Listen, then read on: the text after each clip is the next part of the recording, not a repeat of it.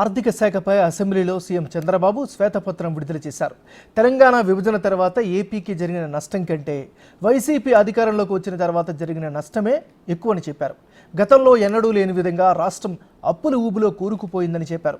ఇవాల్టికి రాష్ట్ర అప్పు 9,74,000 కోట్లు ఉందని చెప్పారు. మరోవైపు ఆదాయం 13.2% నుంచి 9.5% పడిపోయిందని వివరించారు. తాను 2019లో మళ్లీ గెలుచుంటే ఈ పాటికి పోలవరం పూర్తయ్యేదని చెప్పారు చంద్రబాబు. 12 జూన్ 2024కి 9,74,000 కోట్లు ఇప్పటికొచ్చిన లెక్కల ప్రకారం. ఈ లెక్కలు ఇంకా పెరిగే అవకాశం ఉంటుంది, కార్పొరేషన్స్ అన్ని కలిపి. అందుకే అక్కడ చూపించాం. గవర్నమెంట్ డెట్ 4,38,278 కోట్లు, public account liabilities 80,914, corporation debt 2,48,677 కోట్లు, సివిల్ సప్లైస్ కార్పొరేషన్ 36,000 కోట్లు, పవర్ సెక్టర్ 34,227 కోట్లు, outstanding dues to vendors అన్ని స్కీమ్స్ అన్ని చూస్తే 1,13,244 కోట్లు. ఆ కాంట్రాక్ట్లు కూడా. Outstanding dues to employees 21,920 కోట్లు, non contribution to sinking fund అని 1,196 కోట్లు. అంటే ఇప్పుడు మొత్తంగా మనం చూస్తే 1,13,000 కోట్లు, 22,000 కోట్లు. ఈ రెండు అప్పులకు యాజ్ ఆన్ టుడే బిల్స్ రెడీగా ఉన్నాయి. వాళ్ళు ఏం చేయాలో అర్థం కాదు, మళ్ళా డెవలప్మెంట్ చేయాలి. ఆ పరిస్థితిలో మనం ఉన్నాం ఈరోజు. ఒకసారి ఈ అసెంబ్లీ ద్వారా రాష్ట్ర ప్రజలందరికీ విజ్ఞప్తి చేస్తున్నా, ఎందుకు ఈ విధంగా జరిగింది అనుకున్నప్పుడు రాష్ట్ర విభజన మనకు కొంత నష్టం కలిగించింది. ఆ రాష్ట్ర విభజన కూడా అధిగమించడానికి మనం ఆ రోజు అనేక కార్యక్రమాలు ఆలోచించి తెలంగాణ రాష్ట్రానికి ఏవైతే అడ్వాంటేజ్ వచ్చాయో మనం అవన్నీ కూడా ఏ విధంగా అధిగమించాలి, ఏ విధంగా ఇక్కడ ఒక ఎకో సిస్టమ్ క్రియేట్ చేసుకోవాలని ఆలోచించాం. కానీ 1924 విభజన కంటే తీవ్రమైన నష్టం రాష్ట్రానికి జరిగింది. కోలుకోలేని దెబ్బ తగిలింది. అందుకే ఇక్కడ మళ్ళా నేను బ్రీఫ్ చేస్తున్న 6 వైట్ పేపర్లు మనం పబ్లిసైజ్ చేశాం. ఒక్క పోలవరం మిస్మేనేజ్మెంట్ వల్ల 53,000 కోట్ల రూపాయలు ఇప్పటి వరకు నష్టం. అది వచ్చుంటే 53,000 కోట్ల రూపాయలు మనకు అదనంగా జిఎస్టిపి కాంట్రిబ్యూషన్ వచ్చేది. అమరావతి ఈ ఒక్కదాని వల్ల దగ్గర 7 లక్షల ఉద్యోగాలు పోయినాయి. ఒక 2 నుంచి 3 లక్షల కోట్ల రూపాయలు ఆస్తి తరిగిపోయింది. ఇక్కడ కొన్ని విషయాలు మీరు చూస్తే అధ్యక్ష, ఎందుకు ఇది జరిగిందని చూసినప్పుడు power cost due to short term power purchase ఒక్క దాంట్లోనే 12,250 కోట్లు అదనపు బద్దన పడే పరిస్థితి వచ్చింది.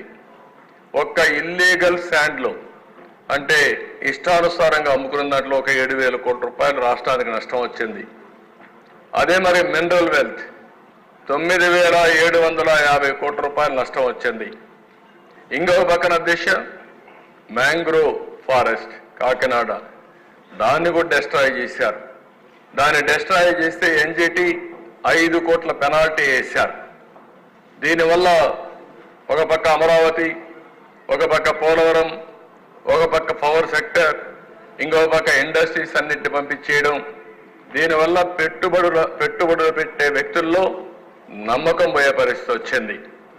ఇంకో పక్కన దేశం ఒక్క పవర్ సెక్టర్లో మనం చూస్తే కరెంటు ఛార్జీలు పెంచిన తర్వాత వీళ్ళు చేసిన అవకతవకల వల్ల 1,29,000 కోట్ల రూపాయలు ఒక్క విద్యుత్ శక్తిలో బకాయిలు పడే పరిస్థితికి వచ్చాం. ఒక్క పవర్ సెక్టర్లోనే 1,29,000 కోట్లు. అంటే ఏ విధంగా మిస్మేనేజ్ చేశారు, ఎంత అవినీతి చేశారు, ఎంత అసమర్థ పరిపాలన చేశారో ఇది ఒక ఉదాహరణ. పోలవరం పూర్తయింటే 45,000 కోట్ల రూపాయలు ఇప్పటికీ మనకు ఒక ఆదాయం వచ్చేది.